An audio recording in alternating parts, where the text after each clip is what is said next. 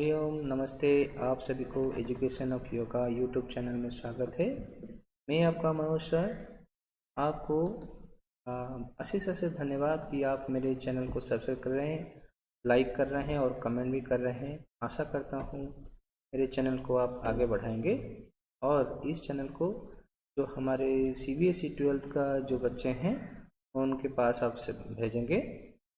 आज हम देखते हैं कि अस्थमा की कंडीशन में अस्थमा को कैसे हम मैनेज कर सकते हैं यौगिक दिनचर्या के माध्यम से।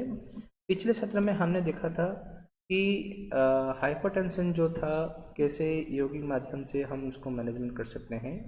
देखिए यहाँ पे एक मैनेजमेंट की शब्द जो है व्यवहार किया जा रहा है, जो हम इसको कैसे संतुलित भाव में रख सकते हैं, जो आगे जाके हम हमारे लाइफस्टाइल को भी ठीक कर से करेंगे और उसके साथ साथ हमारे जो कंडीशन जो है, जो डिजीज कंडीशन जो है उसमें क्या है, हम कैसे उसको सुधार ला सकते हैं वो हम देखते हैं। तो आज का सत्र में जो है अस्थमा का जो कंडीशन है उसके बारे में हम थोड़ा देख लेते हैं। तो अस्थमा क्या है? एक दीर्घकालिक सांस संबंधी रोग है जिसमें श्वसन मार्ग में सूजन और संकुचन हो जाता है। योग के माध्यम से अस्थमा के प्रबंधित करना संभव है। ठीक है, जो मैनेजमेंट हम कर सकते हैं वो संभव है, क्योंकि यह शरीर, मन और श्वास को संतुलित करके समग्र स्वास्थ्य में सुधार करता है। तो जनरली क्या होता है ना, हमने जो श्वास संबंधी जब आता है तो हमारे जो फुसफुस है, जो लंग्स है और उसके जितने सारे क्रियाकलाप है हम उसके ऊपर फोकस करते हैं। लेकिन ये जो शुरुआत होता है यहाँ से आपका कहाँ से, नाक से, मुंह से शुरुआत होता है, धीरे धीरे जाके आगे एक पाइप की तरह अंदर में जा रहा है, जो हम बोलते हैं इसको फेरिंग्स बोलते हैं, बीच में जो, ठीक है, फेरिंग्स लैरिंग्स हो गया। अभी नोज के ऊपर हो गया, साइनसेस हो गया, नोज के थोड़ा पीछे से वो भी साइनसेस पॉइंट में हो गया। तो ये जो हवा आ रहा है अंदर में, ये जो आपका विंड पाइप है और फूड पाइप है, दोनों मिला के एक अंदर में कनेक्शन है। उसको जो कंट्रोल करता है एपिग्लॉटिस जो है वो हमारे ब्रेन के माध्यम से वो कंट्रोल किया जाता है। जब हम खाना खाते हैं तभी वो क्या करता है कि श्वास का जो नली है वो बंद करके रखता है। जब हम खाना खा लेते हैं या पानी पी लेते हैं तभी वो श्वास का जो नली है वो खुला रखता है। तो आगे हम देखते हैं कि इसमें फेरिंग्स आ गया, लैरिंग्स आ गया और आगे जाके ये ट्रैकिया में बदल रहा है। ट्रैकिया जो है दो भाग में विभक्त हो रहा है, जिसमें ब्रोंकियल आ गया, ब्रोंकियल ट्यूब आ गया, हम बोलते हैं उसको। फिर ब्रोंकियल जो है ब्रोंकियोली हो गया।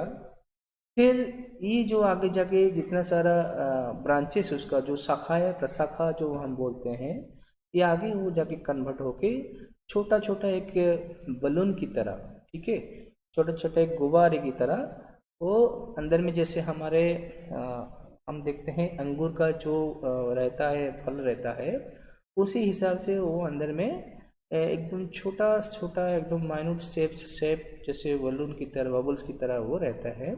उनको हम बोलते हैं अल्वियोली।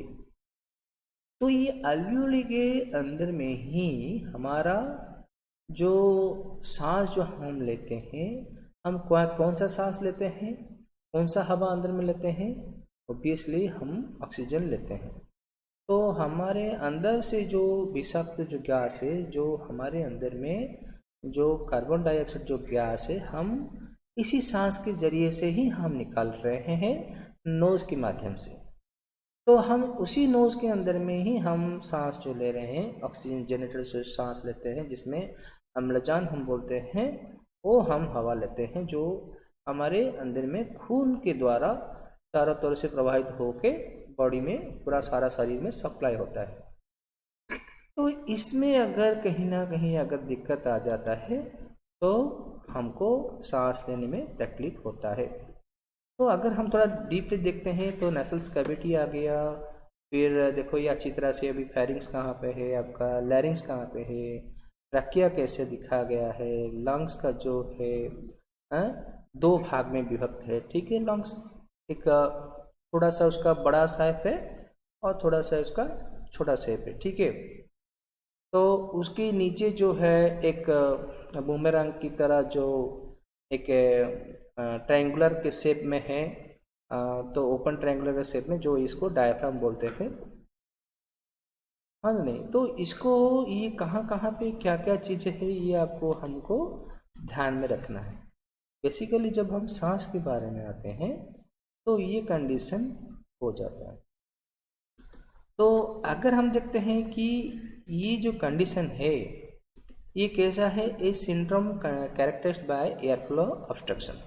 हमको पता लग गया कि सांस का जो नली है, जो सांस जहाँ पे जाना था जैसे वो सांस का नली में जो हवा जाता है आता है, उसका अगर कोई किसी प्रकार का व्यवधान होता है, किसी प्रकार का उसका बंधन रहता है, किसी प्रकार का जैसे बाधा रहता है हवा लेने के लिए, तभी उसमें ऑब्स्ट्रक्शन या परेशानी शुरू होता है, सांस लेने में तकलीफ होता है, ठीक है।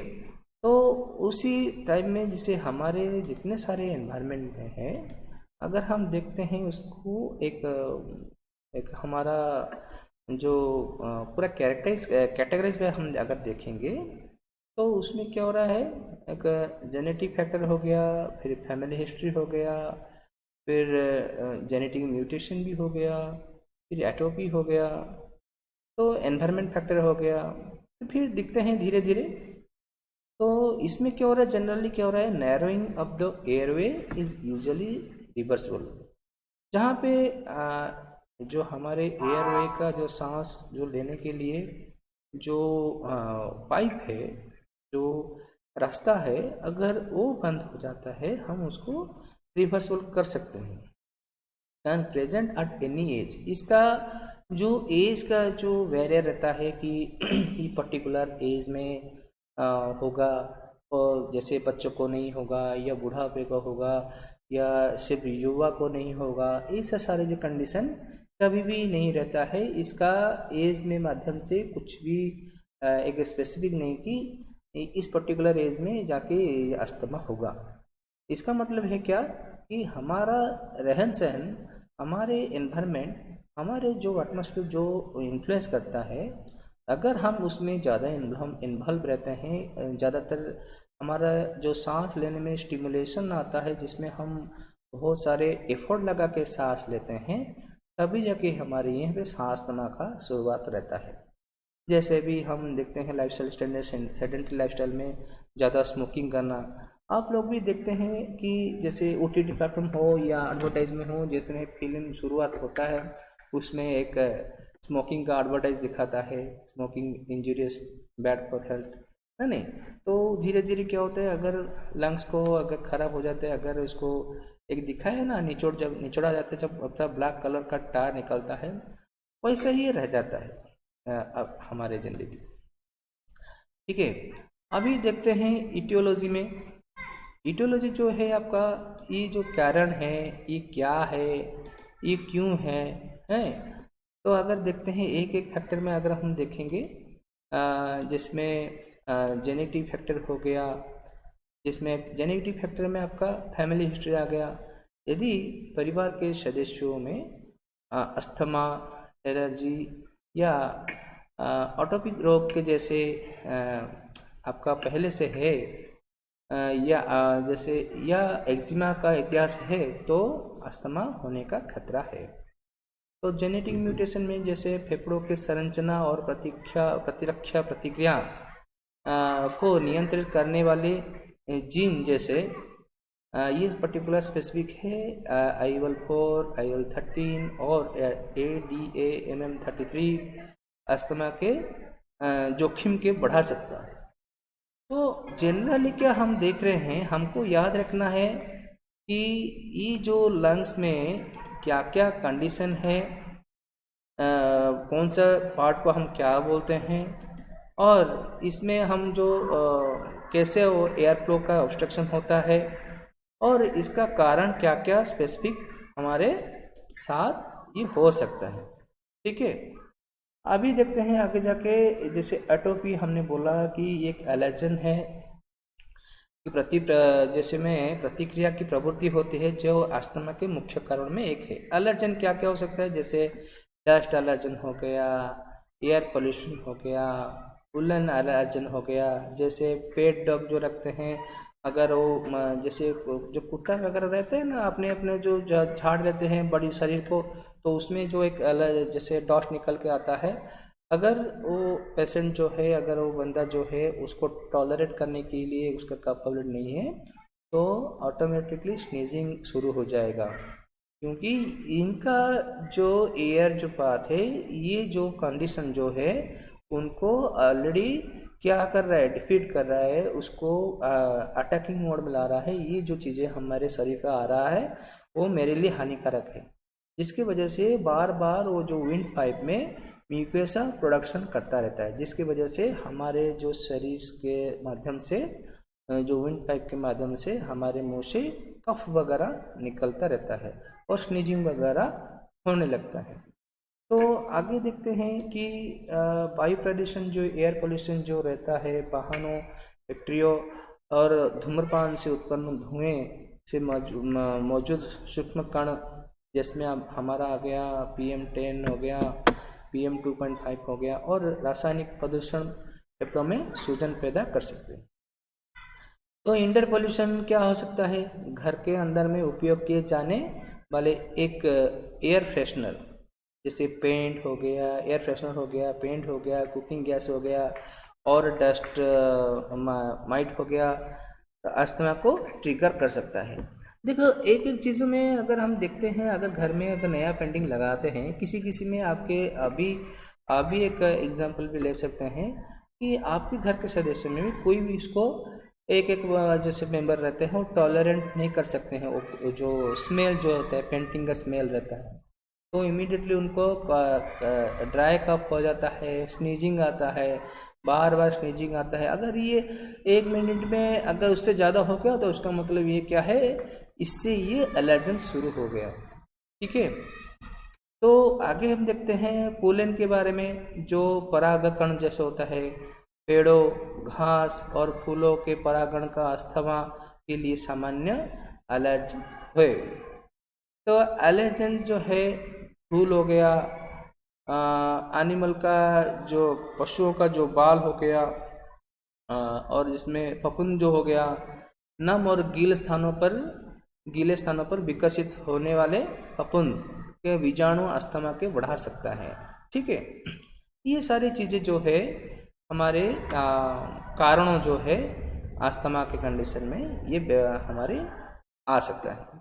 आगे देखते हैं इन्फेक्शन, ये संक्रमण हो गया, श्वासन संक्रमण हो गया, जैसे रेस्पिरेटरी इन्फेक्शन हो गया। बचपन में वायरस या बैक्टीरिया के कारण हुए संक्रमण, जैसे RSV, रेस्पिरेटरी हमारा रेस्पिरेटरी सिंसिटल वायरस, ठीक है, अस्थमा की प्रवृत्ति को बढ़ा सकता है। जैसे क्रोनिक ब्रोंकाइटिस हो गया, बार बार होने वाले श्वसन समस्याएं वायु मार्ग को साथ रूप से संकीर्ण कर सकते हैं। तो ब्रोंकाइटिस जो है, जो हमारा जो विंड पाइप जो है वो धीरे धीरे क्या है उसका संकीर्ण, जैसे मान लीजिए छोटा एरिया करा देता है।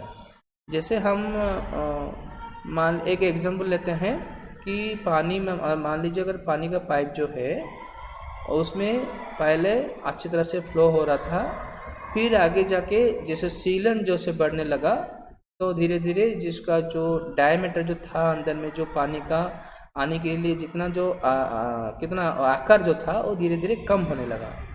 सेम चीज़ें भी हमारे विंड पाइप में रहता है, जो आगे जाके धीरे धीरे ये एलर्जन का बार बार रिफ्लेक्ट होने के साथ साथ उसका प्रोटेक्ट होने के साथ साथ ये बार बार हमारे अंदर में म्यूकोसा प्रोडक्शन करने लगता है, जिसके वजह से हमारा जो विंड पाइप में उसका जो हवा जाने का जितना सारा जो स्पेस रहता है वो कम होने लगता है।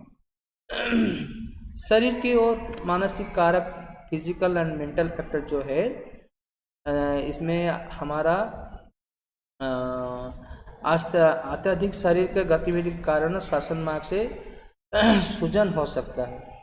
ठीक है, तो हम ये देख रहे हैं कि सही से फिजिकल एक्टिविटी भी एक चीज़ है, ऐसा कंडीशन है जो हमारे अस्थमा के कारण हो सकता है।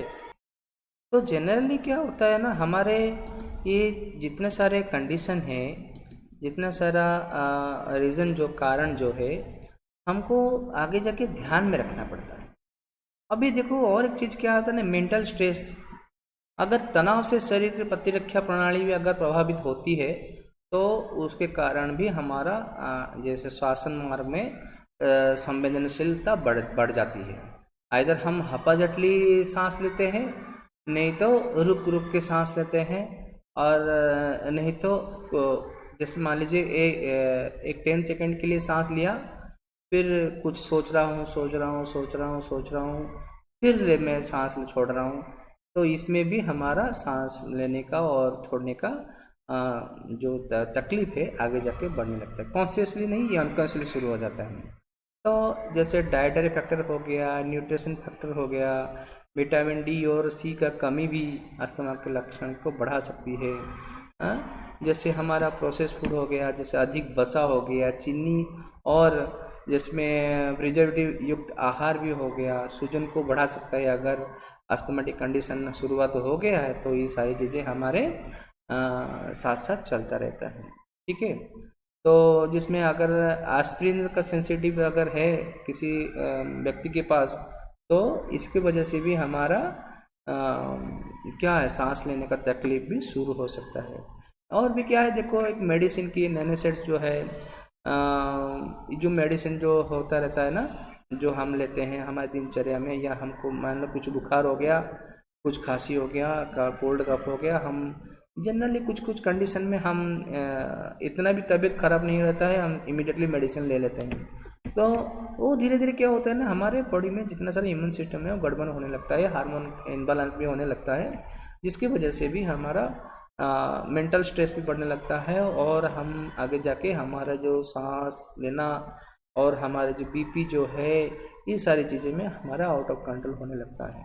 ठीक है, तो आगे देखते हैं कि वेदर भी एक बड़ा चीज़ है। वेदर उसका क्लाइमेट भी एक अच्छा बड़ा चीज़ है, जो कोल्ड एंड ड्राई एयर भी रहता है, सीजनल चेंजेस भी रहता है, ये सारी चीज़ें ना हमारा बड़े बड़े कारणों में रहता है। ठीक है, और हम देखते हैं lack of health care access जो है, एक जैसे उचित निदान और उपचार न मिलने से स्थिति खराब हो सकती है अस्थमा कंडीशन में ना।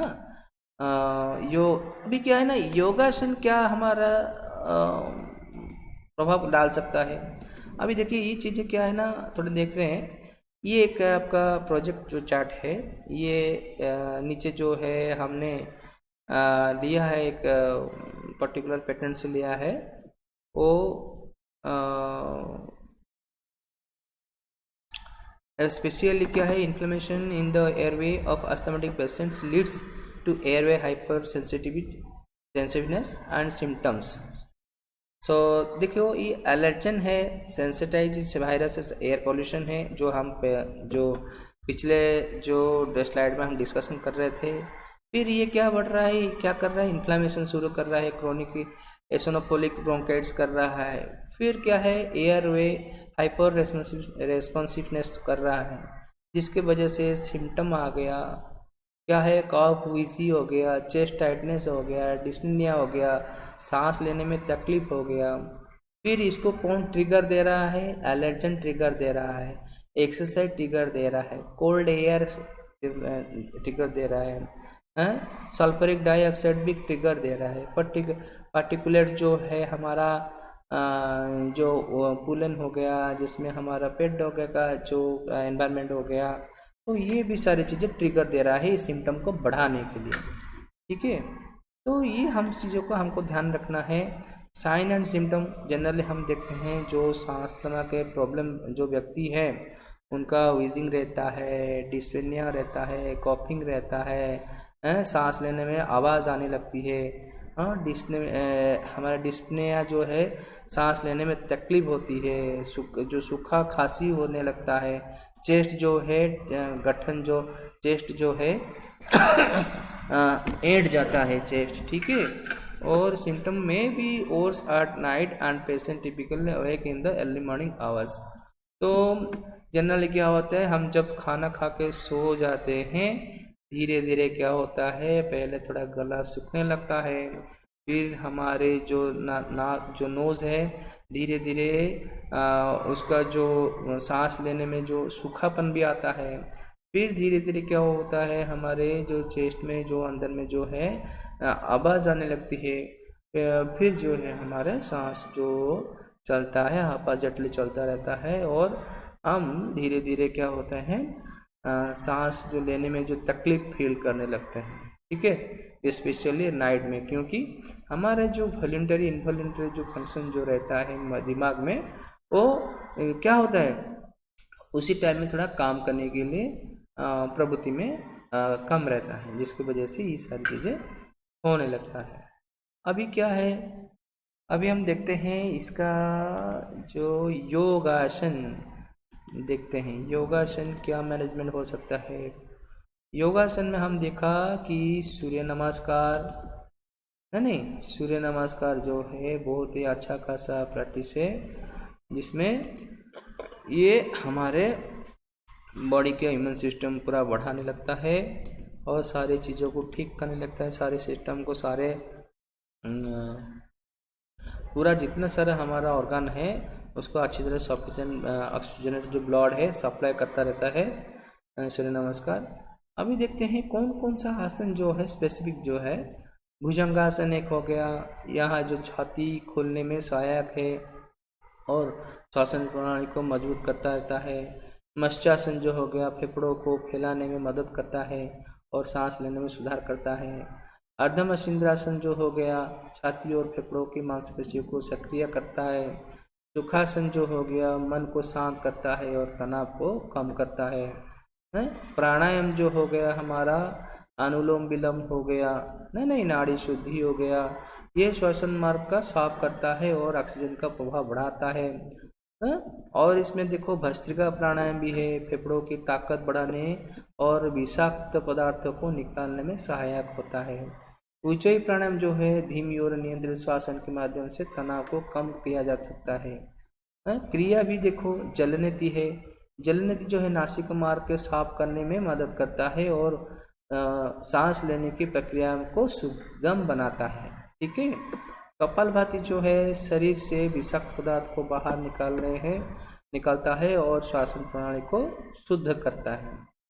तो देखो ध्यान और योग जैसे निद्रा जैसे हो गया, मानसिक तनाव और चिंता को कम करने के लिए लाभकारी है, ठीक है।